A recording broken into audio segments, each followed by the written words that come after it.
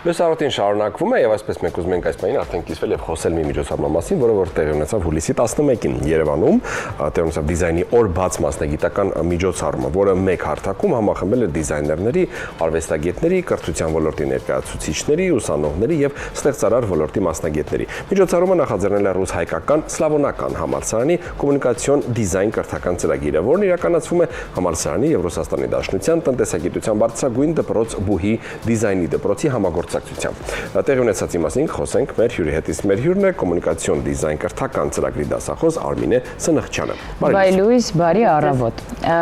Վերջին տարիներին դիզայն բառը շատ հաճախ ենք լսում։ Ինչ է իրականում իրենից ներկայացնում կոմունիկացիոն դիզայնը եւ ինչով այն տարբերվում պարզապես գեղեցիկ պատկեր ստեղծելուց։ Դիզայն բառը մենք հաճախ ենք լսում ենք տարբեր ոլորտներում։ Դիզայնը մենք օգտագործում ենք թե ինտերիեր դիզայն ասելուց, թե ծաղկի ձևավորում դիզայն ասելուց, ինչով է կոմունիկացիոն դիզայնը տարբերվում մնացած այլ դիզայններից, որ ինքը միտված է մարդու հետ աշխատանքի եւ այն պատկերը, որը մենք ստանում ենք եւ այն միտքը, որը մենք հաղորդում ենք, ուղղված է անմիջապես մարդկանց հետ կոմունիկացվելու նպատակով։ Okay. Եկեք գնանք հուլիսի դեպի 11, ինչ տեղի ունեցավ, ինչպես մենք հասկանում ենք, սա լավ հնարավորություն տվեց դիզայն բառի, դիզայնի հետ կապ ունեցող բոլոր մարդկանց կամ նրանց համար, ովքեր որ ուզում են կապ ունենան դիզայնի հետ, համախմբվել մի տարածքում, հայտնվել մի գաղափարի շուրջ, փորձի փոխանակում, գիտելիք, ծանոթություն, նոր հնարավորություններ, նոր համագործակցություն։ Ինչ բաց թողեցինք կամ արդյոք մենք ճիշտ ենք մտածում։ Չէ, դուք ճիշտ եք մտածում, դա փաստացի տեղի ունեցավ բաց դռների օր, որը այս դեպքում ավելի շատ բաց դիտում էր, որովհետև այդպիսի ֆորմատներ եւ այդ օրը եղավ մի քանի փուլով ծրագիր, առաջինը դա երեխաների, ուսանողների աշխատանքների ներկայացումներ, այդ առաջինից մինչև երրորդ կուրս աշխատանքներն էին եւ պետքա նշեմ, որովհետև շատ կարեւոր եմ համարում, որ ցուցադրվում էին մշակութային նախագծերը։ Այո, ցուցադրվում են իրանց աշխատանքները եւ ընդհանրապես, ասենք, Վիշկա, որովհետեւ այդ իր ճանաչելի անունն է, Վիշկայի ծրագիրը հիմնված է նաեւ նրա վրա, որ ուսանողները հենց ուսանող լինելու ժամանակից աշխատեն արդեն ռեալ պրոյեկտների վրա եւ բացի նրանից, որ մենք տեսանք բազմաթիվ պորտֆոլիոներ, որը մեզ հուշում են, թե ինչ ձև են մտածում ուսանողները եւ ինչ ձև են դասավանդում դասախոսները, ինչը շատ հաճելի էր եւ նաեւ տեսանք, որ տեղի են ունենում արդեն իսկ ռեալ նախագծեր կրթական հաստատությունների հետ եւ նաեւ միջազգային, ինչը իհարկե շատ ոգևորիչ է։ Իսկ ինչպես է արհեստական բանականությունը փոխում դիզայների աշխատանքը, դա ավելի շատ սպառնալիք է, թե նոր հնարավորություն։ Անկեղծ ասած, ինձ թվում է դա միայն մոտեցման հարց է, որովհետև մենք պատմությունից գիտենք, որ ամեն անգամ մի նոր բան ստեղծվելուց մի հատ ռեզոնանս է լինում, որը արվեստի վիզուալ ոլորտին ամենաշատն է կպնում, օրինակ որ լուսանկարչությունը հայտնվեց, այնց բաներ չէ, որ բա հիմա ինչ է լինելու, բայց պատմությունը մեզ ցույց է տալիս, որ լուսանկարչությունը ազատեց արվեստը եւ արվեստը կարողացավ ուրիշ ձև խոսի, ուրիշ բաների մասին մտածի, նույնն էլ, գիտեք, նույնն էլ արհեստական բանականությունն է, դա գործիք է։ Գործիքը ուղղակի ինքը շատ ճիշտ պետք է օգտագործում ձեռքերում է եւ այո, ինքը նաեւ մաղելու շնորհք էլ կունենա։ Ով պետք չի կմաղվի, ով պետքա կմնա։ Ես պատկերացնում եմ, եթե օրինակ ուսանողը սկսի օգտվել արհեստական բանականությունից, հա, իրականում ինքը մի օր պետք է ցույց տա իր գիտելիքն ու հնարավորությունները, իսկ արհեստական բանականությունը ամբողջությամբ իր փոխարեն եթե արեց, հետո Դե գիտեք, կարևորը միտքն է։ Ինչով անել դա շատ բարդ չի, կարելի է բազմաթիվ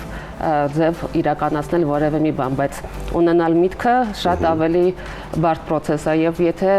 ուսանողը, արվեստագետը, դիզայները, որևէ ուրիշ մասնագիտությունը, եթե ունի միտք եւ կարող է ստեղծել գաղափար, այդտեղ արհեստական բանականությունը իրան միայն օգնելու է իր գաղափարը գուցե ավելի արագ եւ լավ ձևով ներկայացնել։ Իսկ այսօր երիտասարդ դիզայներները ինչ հմտություններ պետք է ունենան, որ ավելի մրցունակ լինեն շուկայում։ Ну, բացի են հմտություններից, Top 3 ես իմ կարծիքով պետք է ասեմ, որովհետև շատերը շեշտում են հենց ծրագրային գիտելիք կամ հմտություն, ինչը իհարկե շատ կարևոր է, բայց ես կասեի, որ top 3-ը դա անալիտիկ մտածելակերպն է, abstract մտածելակերպն է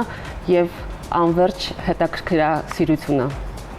Այս ժամանակին մենք մեզ ասում ենք, չէ, աշխատասիրությունը եւ մաքսիմալ կապվածություն։ Նպատակասլացություն։ Ինչ ասում էին, չէ՞, դες։ Դե Փոխում է ժամանակը։ ոչինչ է։ Շատ լավ։ Դե ինչպես հասկացանք, ուսանողները ունեցան հնարավորություն ներկայացնել իրենց աշխատանքները, դեռ ով էր գնահատում կամ ով էր ընդհանրապես իրենց աշխատանքներին մոտ եւ արդյոք վարպետաց դասեր եւ ինչ մասնագետների հետ շփման հնարավորություն ունեցան ուսանողները։ Նո, այդ օրը ավելի շատ գնահատելու մասին խոսքը չէր գնում, այլ ցույց տալու մասին է, թե ինչի մասին է ծրագիրը, ինչ մոտեցումներով է եւ ինչ նվաճումների կարող է հասնել եւ բացի դրանից կային պանելային քննարկումներ առաջատար դիզայներների եւ արվեստագետների հետ, որը իհարկե մեծ մոտեցման հարց է, որ ուսանողը պետքա միշտ լինի օրվա զարգացող միջավայրի մեջ, լինի մասնագետների մեջ եւ այն ֆորմատը, որ ուսանողը, դասախոսը, մասնագետը, արվեստագետը բոլորը հավաքված են մի սեղանի շուրջ, մի գաղափարի շուրջ եւ բոլորի նպատակը որ մի քիչ ավելի լավ լինի, քան կա, այդ շատ ուրախացնում է։ Խոսենք մի փոքր միջոցառումից, որոնք են միջոցառման ամենահետաքրքիր քննարկումները ու բացահայտումները։ Քննարկումները եւ բացահայտումները։ Ես պետքա երևի նորից շեշտեմ ուսանողների աշխատանքները, որովհետեւ նման ուրիշ պանելային քննարկումների թե լինում է հնարավորություն լսել նման մասնագետների տարբեր թեկուզ քիչ, բայց հարթություններում տեսնել ուսանողների աշխատանքը եւ տեսնել թե ոնց է ուսանողը ներկայացնում իր աշխատանքը, դա համ առաջին կուրսեցին է, համ երկրորդ, համ երրորդ, իհարկե շատ հետաքրքիր է, ես նայում եմ որպես ճարտարապետ, այդ իմ հիմնական մասնագիտությունն է եւ որպես դասախոս, որը դասավանդում է նաեւ ճարտարապետական համալսարանում, շատ հետաքրքիր է տեսնել թե ինչքան համարձակ են ու ինչքան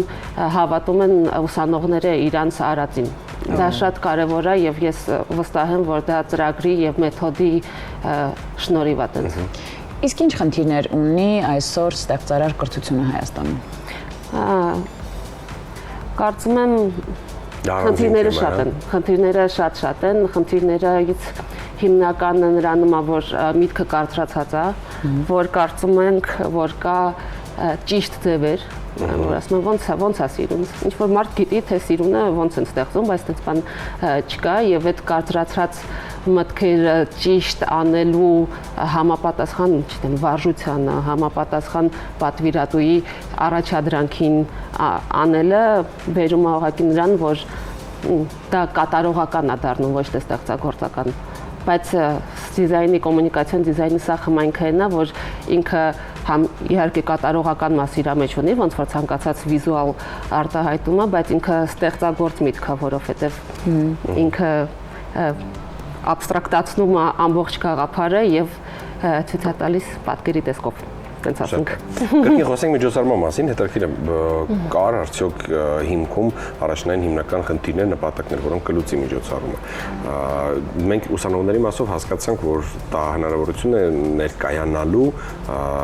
ցույց տալու իրենց մտքերը, իրենց գաղափարները, այ օրինակ հետաքրքիր մասնագետների, դասախոսների համար ինչ է սա։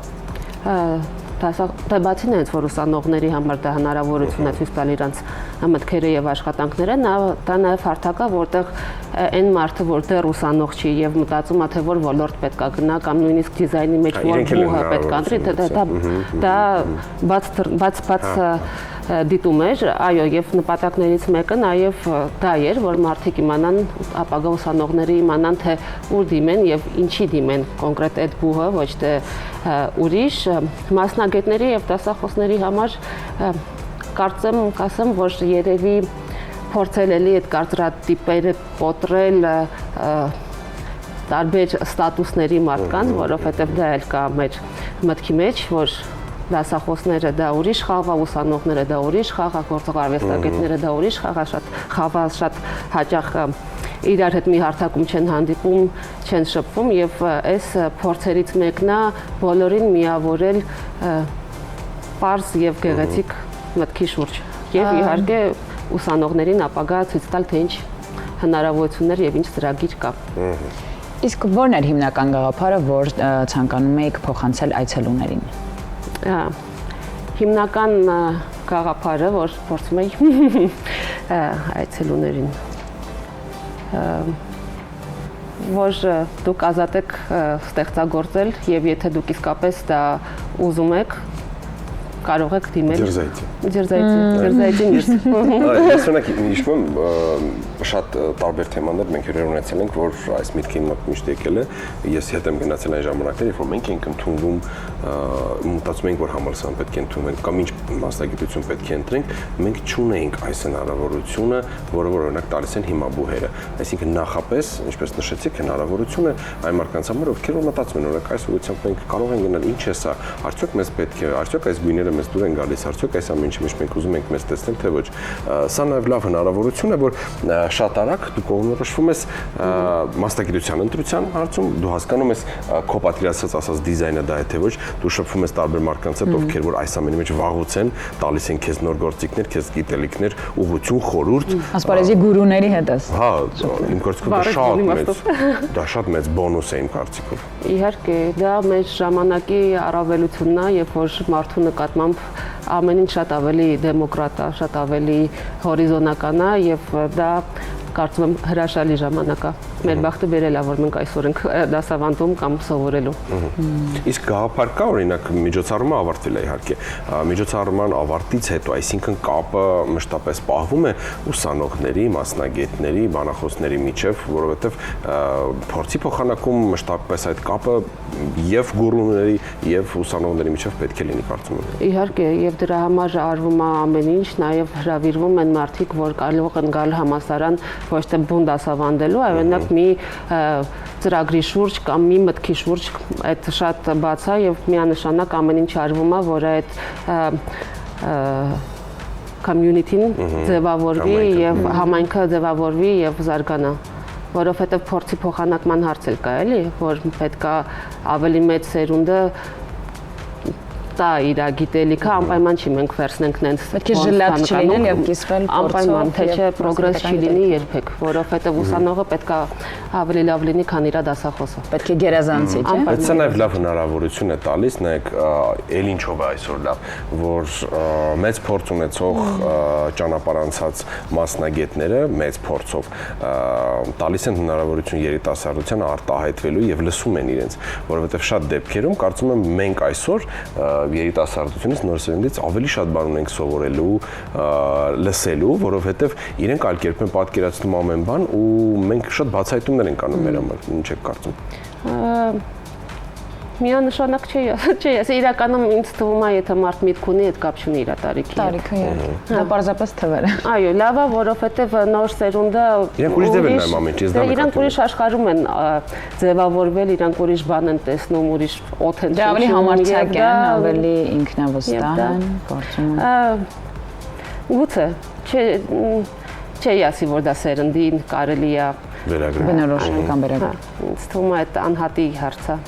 ավելի շատ, որովհետև կան նաև շատ վախեցած երիտասարդներ եւ որոնք բավականին ինֆանտիլ են, չնայած թե արդեն չպետք է լինեին, մենք որ տենց չի ասի, որ համարձակությունը դա նոր սերունդի գլխավոր հատկանիշներից մեկն է։ Փաստորեն այս ուղղության մեջ այդպես չէ, որտեղ շատ ուղղություններ կան մասնագետներ, փաստորեն որ նոր սերունդը շատ ավելի համարձակ է։ Չնայած ես օրինակ նայեք, ես նույնիսկ 89 թիվ եմ, երբ որ ես էի սովորում,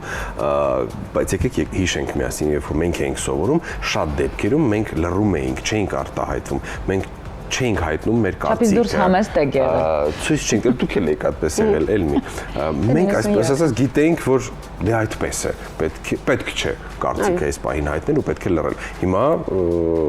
նոր սերունդը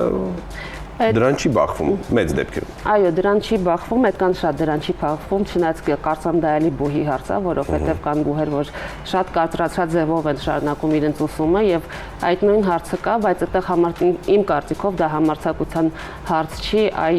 ավելի շատ իմաստի, որովհետև որ մենք ենք ուսանող, մեր ավակ սերնդի դասախոսների հետ մենք ունենք մեծ տարբերություն տեսլականի եւ շատ հաճախ մենք հասկանում ենք, որ մեր ասածը նույնիսկ լսված չի լինի, որովհետև հասկացված չի լինի։ Այսօր տենց չի, այսօր դասախոսը անցնելով արդեն այդ ճանապարհը, որտեղ ինքն էլ է տենց ակադեմիական համակարգի մեջով անցել, հասկանում է, որ տենց անել պետք չի ու միշտ ավելի հակված է լսելու եւ հասկանալու ինչ նպատակով է միտքը հնչում, թե ինչ հոգեվիճակ է մարդու մոտ եւ ոնց է կարելի դրա հետ աշխատել։ Ինչ եք կարծում, սա պետք է շարունակական դարձնել, ներգրավել նոր մասնագետների, ըստ ձեզ, ես չեմ ասում ինչի բացը կար, հա, այս ծրագրում, այս միջոցառմանում, բայց ինչը կուզեիք տեսնել հաջորդ անգամ, ինչը կավելացնեիք, ինչը կփոխեիք։ Հաջորդ անգամ ես կարծում եմ, որ արդեն կտեսնենք հրավիրված հյուրերի մեջ եւ մասնագետների մեջ արդեն իսկ ավարտած կամ որևէ նախագիծ արած վշկայի ուսանողներին, որ պատկերը շատ ավելի լրացված եւ ամբողջական կլինի։ Եվ կարծում եմ մյուս տարի դա արդեն հնարավոր կլինի։ Դե ինչ, շնորհակալություն բոլորին, ովքեր այս գաղափարի շուրջ համախմբված են կանացին, ես վստահ եմ, որ մյուս տարի մենք կրկին կհանդիպենք, կրկին կխոսենք նոր ձեռքբերումների, նոր հաջողությունների մասին ծրագրի վերաբերյալ, ձեզ լավ օրենք մաղթում։ Շնորհակալություն ձեզ էլ։ Մերսի շատ, մեր հյուրներ կոմունիկացիոն դիզայն կրթական ծրագրի դասախոս Արմինե Սնխչյանը, շնորհակալ ենք շատ ձեր էներգիա, ձեր տրամադրության համար։ Իսկ մենք շարունակում ենք, ունենք կրկին հյուրեր, կրկին լավ թեմա, մնացեք մեզ հետ։